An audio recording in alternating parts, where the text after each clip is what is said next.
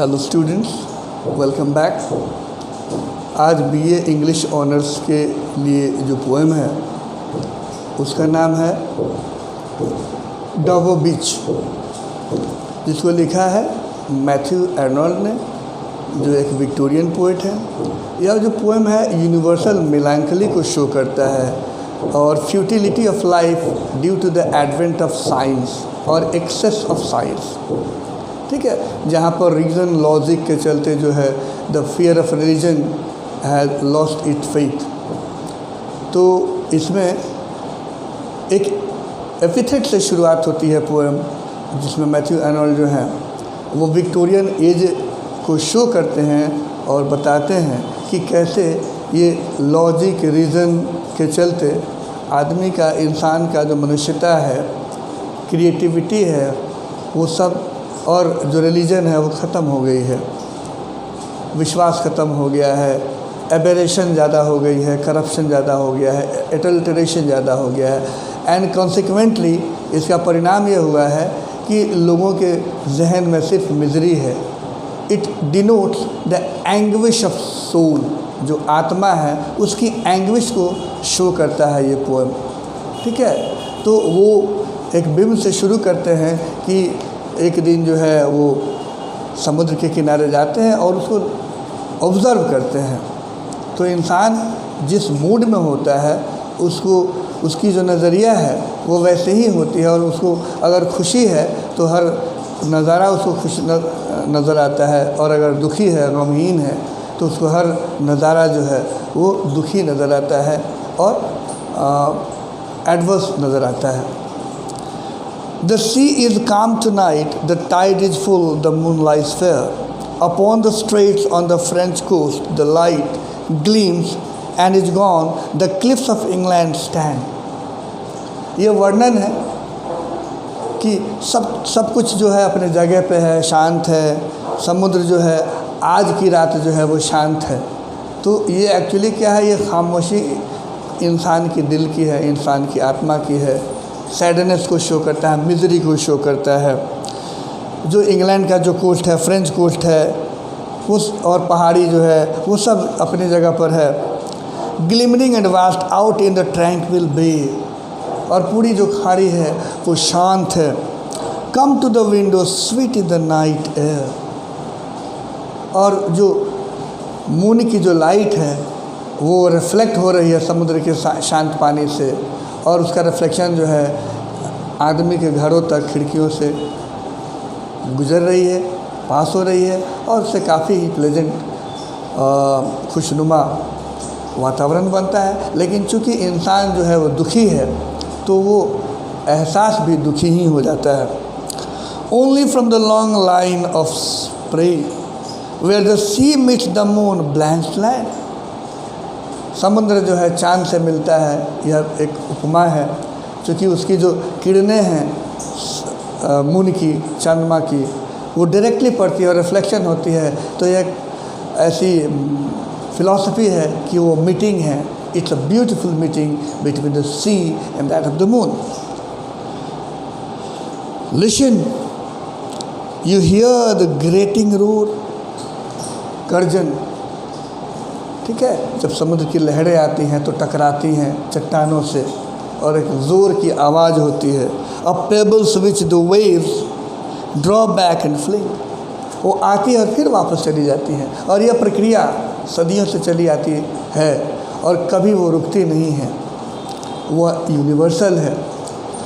Eight the return up the high strand begin and cease and then again begin, ये misery को show करता है कि वो कुछ प्राप्त करना चाहता है लेकिन वो टकरा के वापस चला जाता है। इंसान के साथ भी यही है, उसकी डिज़ायर जो है अनफुलफिल्ड रह जाती है, और वो फिर से शुरू करता है, फिर ख़त्म होता है, फिर रुक जाता है, फिर शुरू करता है। With tremulous cadence slow and bring, यह निरंतर चलता है, धीरे धीरे म्यूज़िक होता है, कैडेंस होता है। The eternal note of sadness in it restores the eternal note of sadness, यानी इंसान की जो दुखी आत्मा है, निराशा है, वो सब रिफ्लेक्ट करता है। Sophocles long ago heard it on the Aegean, and it brought into his mind the turbid ebb and flow. Sophocles, great philosophers and poet, उसका ये एग्जाम्पल देते हैं, कहते हैं कि आज मैं देख रहा हूँ, आज ये स्थिति और समस्या मैं फेस कर रहा हूँ, कभी सोफोकल्स यानी उनके ज़माने में भी उन्होंने भी ये चीज़ महसूस किया था। ये शो करता है इटर्निटी को कि this pain, anguish, agony of human being is eternal, never ending. तो Sophocles long ago heard it on the Aegean, and it brought into his mind the turbid ebb and flow. इंसान की misery को उन्होंने खुद महसूस किया। of human misery, सबके साथ ही है। we find also in the sound of thought, उस जो रोरिंग की साउंड है उसमें हमें भी वो मिजरी सुनाई पड़ती है, एक अधूरापन। hearing it by this distant northern sea में was once too at the full and round earth shore, human shore, lay like the folds of a bright girdle furled, but now I only hear. कभी वो सुनते थे, आज हम सुन रहे हैं, कभी और कोई सुनेगा, महसूस करेगा। But now I only here, अकेले, मतलब वो लोनलीनेस को शो करता है, अकेलापन को शो करता है कि आज मैं अकेले हूँ यहाँ। इट्स मिलांकली लॉन्ग विड्रॉइंग रोड, ठीक है, मिलांकली जो है वो रोड से पता चल रही है, उसकी गर्जन से पता चल रही है कि आ रही है, फिर वापस जा रही है, फिर आ रही है, रिट्रीटिंग टू द ब्रेथ, बार बार वापस आ रही है। Of the night wind down the vast edges drear and naked shingles of the world, यह पूरी दुनिया के साथ स्थिति है, इटर्नल है। Ah love let us be true, शायद सेपरेशन हुई है, पेन है, दुख है, तो वो उम्मीद करते हैं कि काश प्रेम में धोखा नहीं होता, प्रेम पवित्र होती, सच्चा होता। Ah love let us be true to one another, एक दूसरे के प्रति वफादार बने, फिडेलिटी हो, इनफिडेलिटी नहीं हो। For the world which seems to be to lie before us like a land of dream, ये दुनिया सपनों की दुनिया लगती है, लेकिन सच्चाई बहुत कड़वी है, सच्चाई कुछ और ही है, दुखद है। चूँकि प्रेम में इन्हें निराशा मिली है, हृदय इनका आहत हुआ है, ठीक है। So hath really to lie before us like a land of dream, so various, so beautiful, so new, खूबसूरती भरा हुआ है, वैराइटीज भरा हुआ है, नयापन, नवीनता, सब चीज़ है। Hath really neither Joy nor love nor light, ये सब पूरी संसार में है, लेकिन महसूस करने पर न तो पीस है, न जॉय है, न लव है, और न ही लाइट है। लाइट का मतलब होप। नॉर सर्टिट्यूड, नॉ पीस, नॉ हेल्प पेन, और इस दुखद घड़ी में, इस पेनफुल घड़ी में कोई हेल्प नहीं है, कोई कंसोलेशन नहीं है, कोई सोलैस नहीं है, कोई प्लेसिड नहीं है। And we are here as on a darkling plain, और एक बार फिर से हम वहीं उसी किनारे खड़े हैं इस दुखद घड़ी में। Swift with confused alarms of struggle and flight, confusion में जी रहे हैं, जिंदगी के कन्फ्यूजन में।